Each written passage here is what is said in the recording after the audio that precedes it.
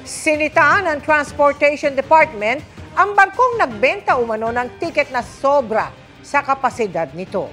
Pero paglilinaw ng Philippine Coast Guard, underloaded pa rin ito ng maglayag dahil umalis sa oras kahit hindi pa puno. Ang inspeksyon naman sa Manila North Port sa pagtutok ni Jonathan Andal. Sabado pa ay nasa Manila North Port na si Mario. Na-target sanang makalayag pa Cebu kahapon pero dahil sa fully book ang mga biyahe, pambukas pa ang nabili niyang ticket. Hindi naman daw kasi niya kayang mag-advance booking.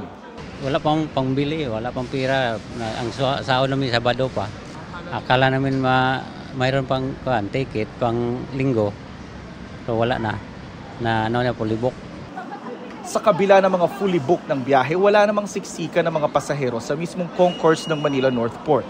Kaya raw konti na lang yung mga pasahero naghihintay dito sa may concourse. Sabi kasi ng port manager, pinapapasok na nila yung mga pasahero mula rito sa labas sa may concourse, papunta doon sa loob ng passenger terminal. Kahit yung ilan sa kanila, bukas pa yung biyahe. Utos daw kasi yan ni Transportation Secretary Vince Dizon. Para naman po sa biyaheng Cebu-Tagbilaran para bukas na umaga, pwede na rin po tayong pumasok sa loob ng departure area. Hindi rin naiipon ng mga pasahero dahil sa inayos na schedule ng mga barko. Ang isang shipping line papuntang Ozamis at Butuan lang ang biyahe ngayong araw. Bukas naman, Bacolod, Cebu, Cagayan de Oro at Iloilo lang. Kanina nag-inspeksyon si Secretary Dizon sa Manila North Port, kabilang ang mga palikuran. Dito niya rin inanunsyong gusto niyang parusahan ng isang barko sa Batangas na sinita kahapon ng Philippine Coast Guard dahil di umano sa overloading. Nagbenta ng mas madaming ticket yung shipping line compared dun sa allowable number of passengers. Ongoing yung investigation.